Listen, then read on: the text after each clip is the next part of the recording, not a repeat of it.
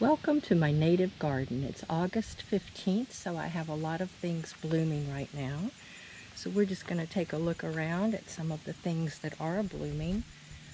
Right here I have some smartweed, and it comes in pink and white, and that grows wild here, and I leave it around the edges of the borders.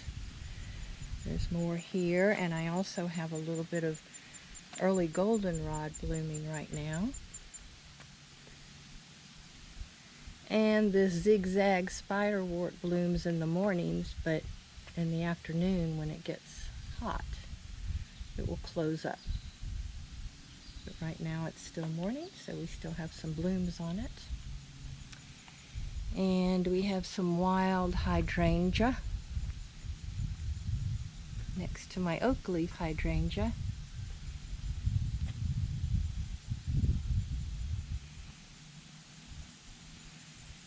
And here we have some asters that haven't bloomed yet. They'll bloom later in the fall.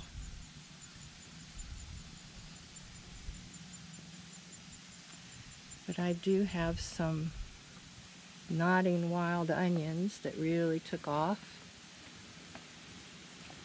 The bees love these, and this started with 3 plants, and they have multiplied all over the front edge of the garden.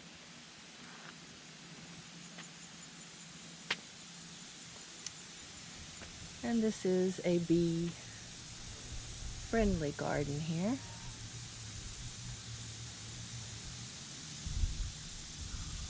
And my great blue lobelia is just beginning to bloom. See there?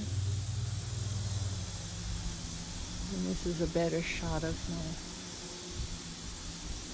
oak leaf hydrangea.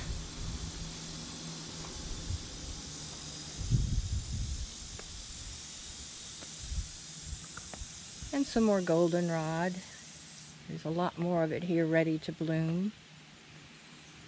You can see some Joe Pye weed on the other side. We'll get a closer look at that pretty soon, but right now that's the hit of the party. The butterflies love the Joe Pye weed.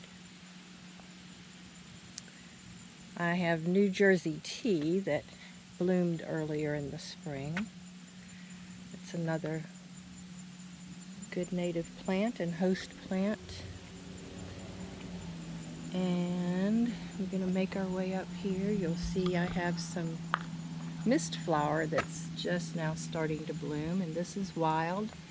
It blooms all over my yard.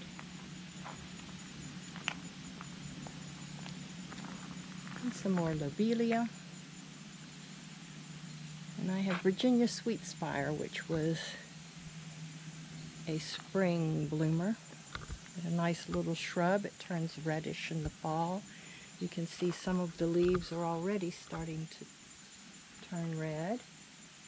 It's a nice alternative to a burning bush. And my sensitive fern loves it here next to the porch. And the switchgrass likes it. But it has been knocked over by the storms, unfortunately.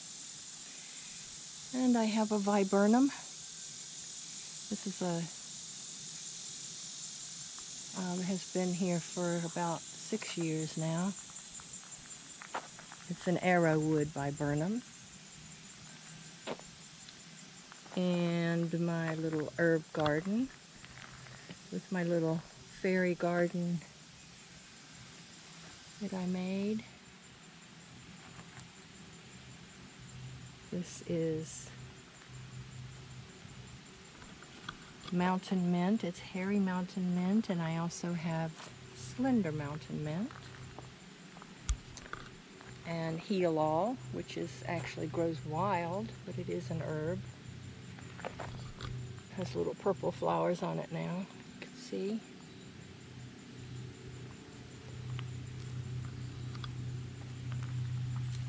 And some cosmos, which is not native, but the butterflies love it.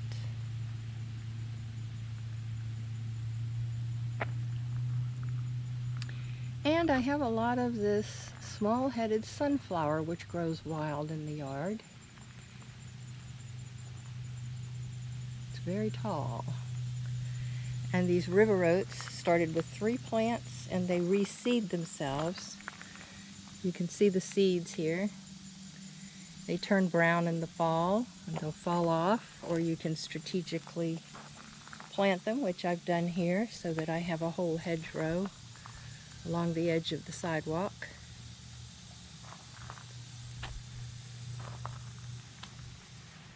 And down this little path I'll have some fragrant sumac and there's a little button bush that grew wild here. The sumac I planted, but the button bush just popped up. And I also have hairy alum root, which is just finished blooming, and some wild geraniums, and some other things that bloom in the spring here. I do have a big patch of Crested Dwarf iris. Of course they bloom early spring, but those are wild. I moved them around from the backyard and they've spread like crazy. They love it here.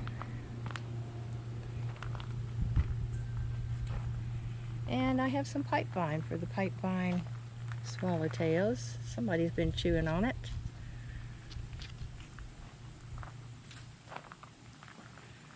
So we're going to move on down the path here, past all of these small-headed sunflowers. And I do have some Christmas fern that's also wild, and some bellwort.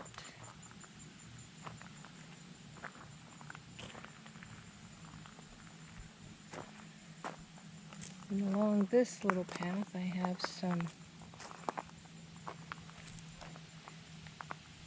blazing star. Again, the butterflies love the blazing star. And some rattlesnake master.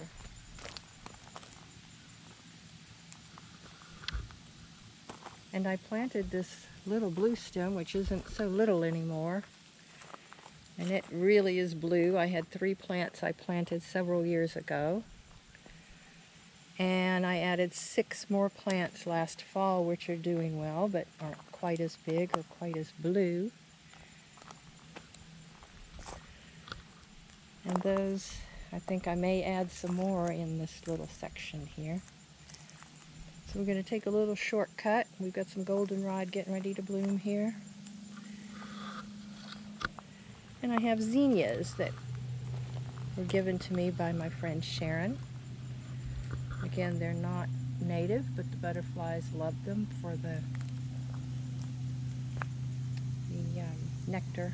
And Sharon's grandmother had those zinnias that Sharon was nice enough to share. And over here, oh, there's a butterfly. Can you see him? That's a spice bush butterfly, spice bush swallowtail. And I do have some milkweed, butterfly milkweed, that's blooming still. This one bloomed late alongside some cosmos. But some of my milkweed already has pods on it. In fact, they've had pods for quite a while now, and here's one of the milkweed pods.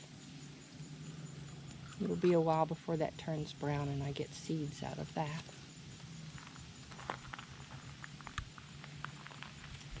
So we'll take a little turn around the corner here, follow this butterfly. I have blackberries growing wild,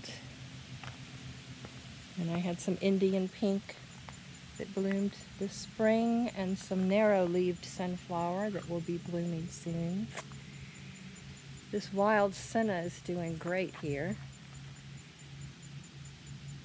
and it gets seed pods in the fall, and it will spread like crazy as well. It's very tall. It's about 4 feet tall, and my passion flower vines are getting ready to bloom. They'll be beautiful here in another week or so. And my phlox is a big butterfly magnet, as is the bear's foot. This is called bear's foot. I don't know why. It doesn't really look like a bear's foot to me, but that's what it's called, and it grows wild in my yard. And some more of my phlox.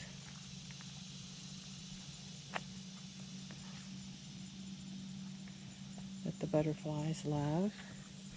They also love this lantana, as you can see. You might be able to see that little spice bush swallowtail.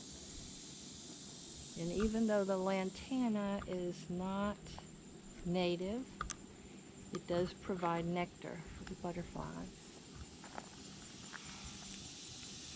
So we're going to work our way back out, and here you can get more of a close-up of the joe pie weed, and you might be able to see the bees that are on the joe pie weed. They love it. This is actually a cultivar called Little Joe. It's covered with bees right now. And I haven't seen my monarch today, but my monarch likes it as well. So that is my native garden,